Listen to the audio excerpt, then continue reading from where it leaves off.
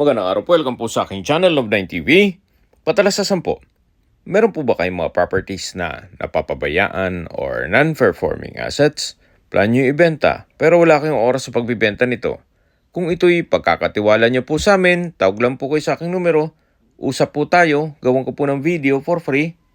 Yes, libre po, wala po kayong babayaran.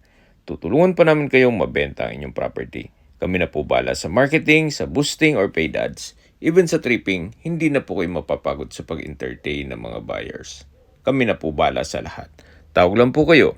Nandito po tayo ngayon sa Amadeo, Cavite kung saan meron po tayong bagong video presentation, isang residential farm property na may lot area na 2.1 hectares. Ito po'y titulado, buhay po ang may-ari, kaya wala po kayong magiging problema sa documentation o sa transfer ng title. Mula po Barangay Road, ang frontage ay 70 meters. Napakatahimik po ng lugar, sariwang hangin at malamig po ang klima. Malayo na rin po ito sa 14 kilometers danger zone ng Taal Volcano.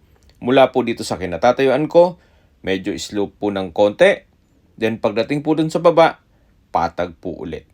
Kaya usable po lahat.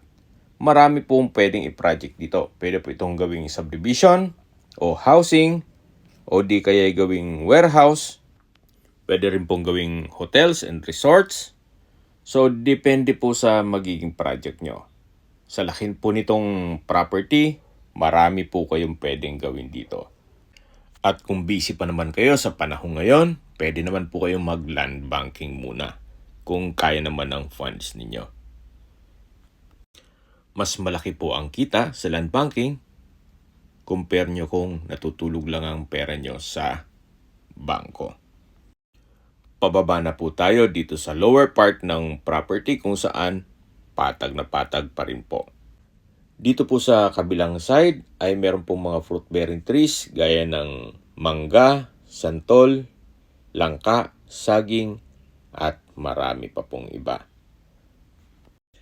Pwede rin po itong gawing family farm estate kung sakaling malaking pamilya po kayo para buong pamilya nasa isang compound. Habang naglilibot po tayo at pinagmamasdan nyo ang buong property, pag-usapan na natin ang distance, location at travel time.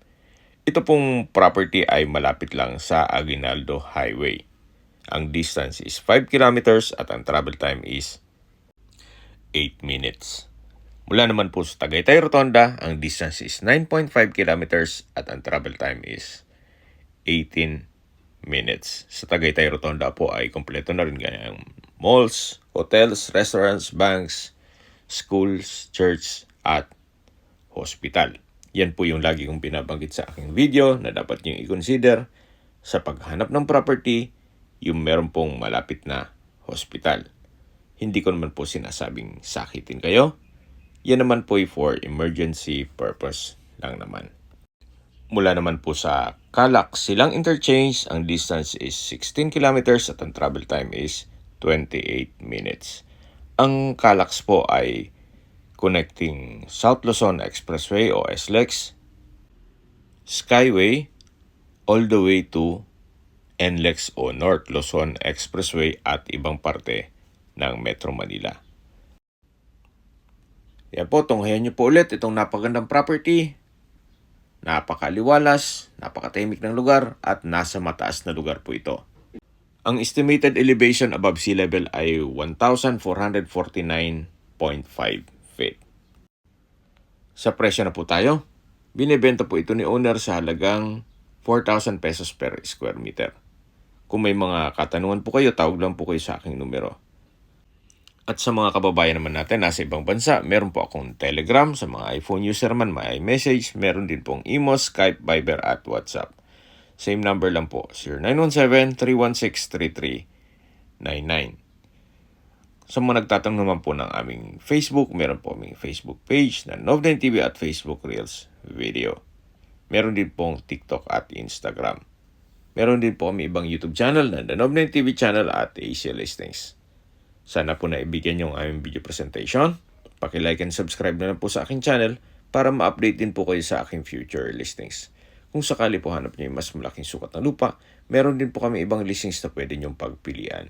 huwag po kayong magatubiling tumawag sa amin, then let us know your budget para malaman namin kung anong property pwede namin alok sa inyo. Sa lahat pong viewers, subscriber at nagtiwala po sa amin, salamat po sa suporta. Ingat po kayo lagi at ang pamilya. Maraming salamat po.